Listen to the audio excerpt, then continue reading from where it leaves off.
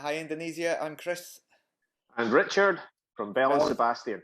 Check out our interview on CreativeDisc.com, the #1 music website in Indonesia. Thank you.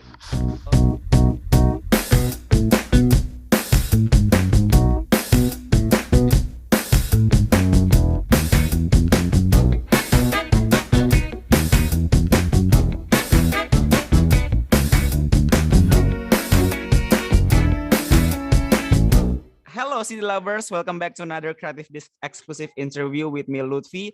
And now we are going to interview with legendary indie pop band from Glasgow that I personally love since my junior high school years. Oh my God.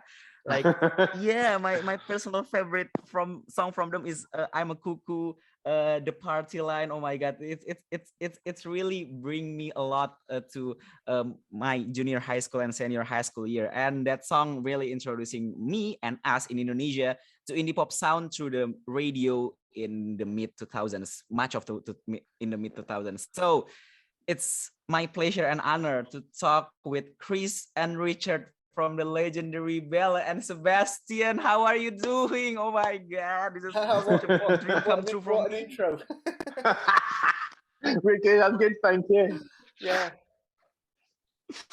Nice to be here. Yeah, because it's nice to meet you too. Oh my God. So, oh my God. So, what kind of activity that you are doing recently? Sorry, could you say that again? Sorry. What kind of activity that you are doing recently?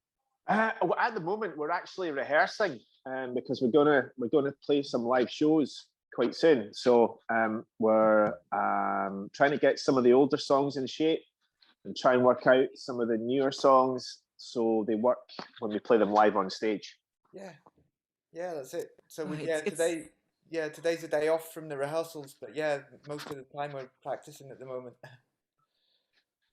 It's nice to be live, doing a live gig again.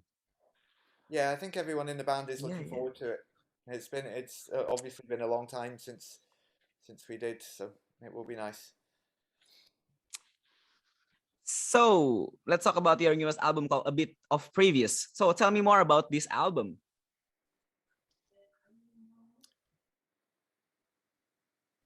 Do you want to jump in, Richard? Oh yeah, sure. Well, we have to go back about 2 years. We were originally going to record this album in Los Angeles, but obviously COVID happened. So we ended up recording it in Glasgow, which was good because we hadn't done that for quite a long time. You know, like the last full album we recorded in Glasgow was 2000. So we had to change all our plans, and we had to change our studio was like a rehearsal room that we could record in, but we kind of converted it into like a full studio so we could make the record at home. So there was quite a few changes. So it's kind of one of those things where one door closes, another one opens. So we didn't get a chance to go to LA, but we ended up with our own fully working studio, and we recorded a pretty good album in it. So so it was it's good fun. So hopefully we can do that a lot more from home. So it's kind of like a homemade album, I think. Yeah. The person, the producer we were going to work with in LA ended up partly produced maybe 6 tracks from the album. And we had a few other people come in and out helping us, but generally speaking, it was all recorded in Glasgow with slightly different personnel for different songs. So from what I heard, like you always have a fresh concept from your past album. So tell me what's the difference between your previous album and with this album? Glasgow. Yeah. Go ahead, Beans. Yeah, I mean, I'm not sure if the writers really come up with. I think that the idea of there being a concept for each album is something that maybe kind of gets tacked onto it after it's done. I mean, I think maybe like Girls in Peacetime, people sort of said, "Oh, that was the disco album because of the party line," but then there were other kind of, I guess, other sort of directions on it. And I think with this one, certainly like musically, I guess like most of our records over the years, it's not really got like one. It's not really got one sound. It's definitely, I guess, always the way we approach working is it's always song led, and you always just kind of like take the musical direction wherever the song wants to go. And I mean, I think the writers, I don't think the writers when they're writing songs think of an overarching theme for an album. I think they just kind of write what they feel, and if there is an overarching theme to a record, it's just probably because there were certain things that were kind of on people's minds when they were writing the songs. But um, it's not like when we went back in the studio to start working on the record, we said, okay, this record is going to be about X, Y, and Z. It was just, oh great, the studio's working, we can actually come in and start playing some music together.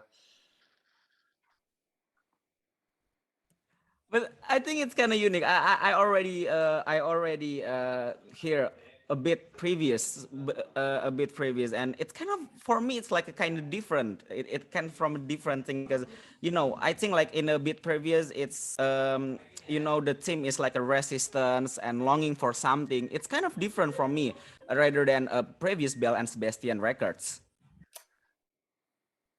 Yeah, it's interesting. I mean, for I think for example, like the song if they're shooting at you, which it definitely has a feeling of kind of resistance. There maybe is more kind of generality in the lyrics of that than in some previous songs, where I guess in a lot of previous songs the lyrics were like super specific, and you could tell they were very much about individual people's lives, whereas you would say maybe for example this scenario in if they're shooting at you is is a bit more kind of general and kind of universal in that sense of struggle. Yeah. I found something unique in a bit previous album cover, because it's like a collage of 4 photos. So what's the meaning behind the cover album of a bit of previous? Not sure. because Sorry. I always like personally I always like Belle and Sebastian album cover, because it's kind of like, it's kind there's something unique and artsy, behind it, and I love every cover album that you make. Because is it like you have any idea when you are making a cover album, like, oh my god, it's must artsy and authentic, like that? So it was I mean it's almost always Stuart who comes up with the concept for the covers and usually takes the photos for them. Sometimes he'll work with a photographer, but the concept for this one, it was really inspired by, I don't know if you've ever seen the sort of like 19th century photos where people claimed there were ghost images in them, and it would always be just like an effect of the light or a double exposure or something. But in fact there's a ghost behind you right now. But Yeah, it's my friend.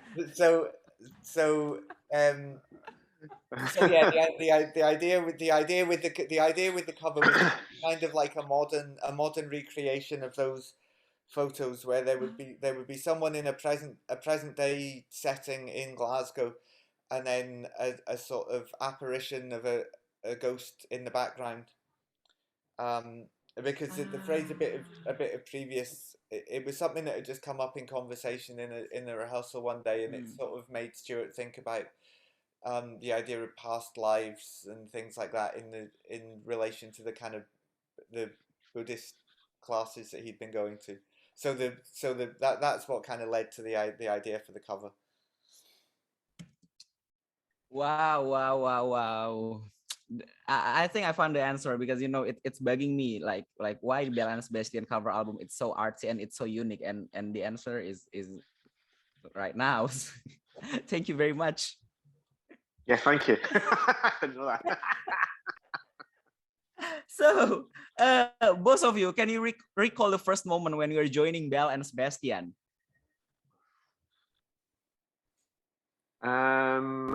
Yeah, well, I actually moved to Glasgow from another town. and I moved into an apartment that was shared by 8 people. It was like a student accommodation, you know. I was going to college, and Stuart David, who was the original bass player, he basically lived in the room next to me, and I got to know him a little bit. And Stuart Murdoch would come over and visit, and they would just sort of rehearse and write songs together and whatnot. And a couple of times, I'd played in bands previously to move into Glasgow, and a couple of times they needed somebody to accompany them with bongos or any kind of percussion. So I would sit in and kind of help, and I just kind of went from there. And that was 1995, probably. Oh, the year that I was born. Oh. Yeah. Oh, wow. Now we feel old. Oh my word, we get my walking stick. Hang on.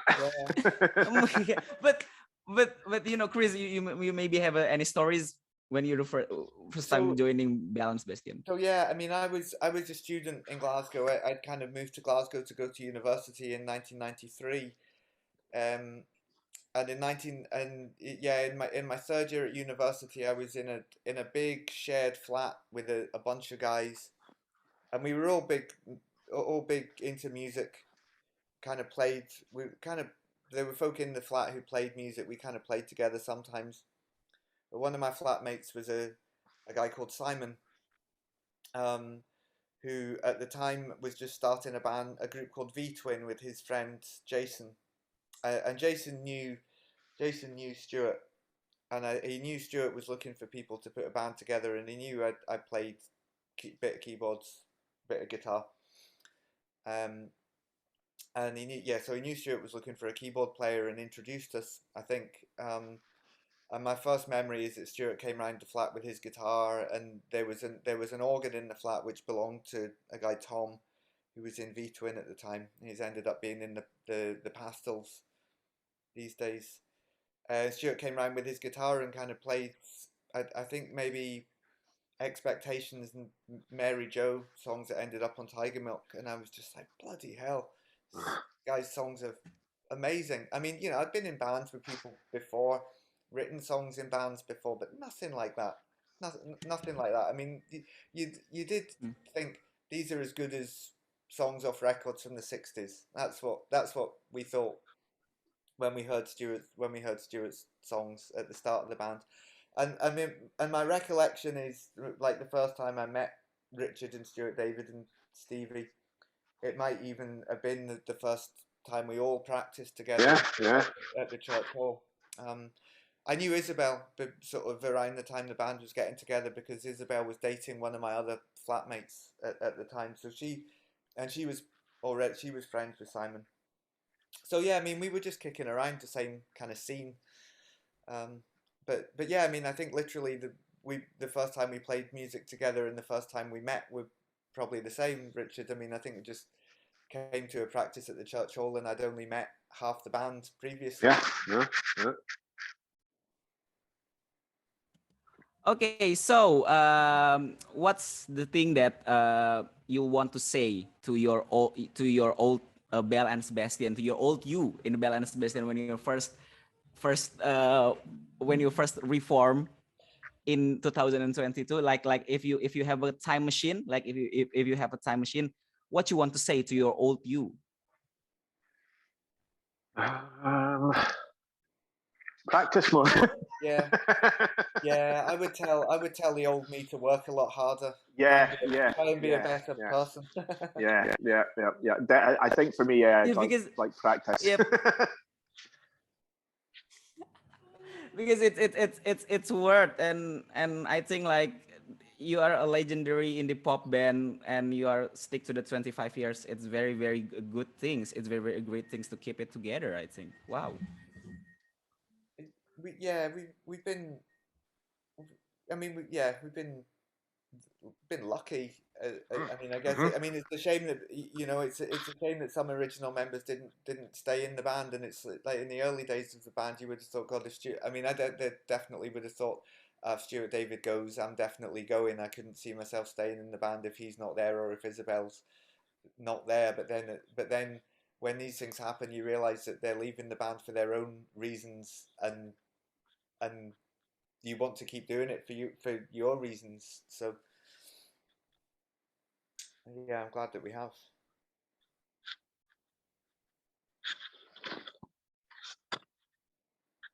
I'm glad Sebastian in here. So thank you very much for this interview. I know it's very, very short, but it's been a pleasure to talk with the legendary Belle and Sebastian in here. Thank you very much.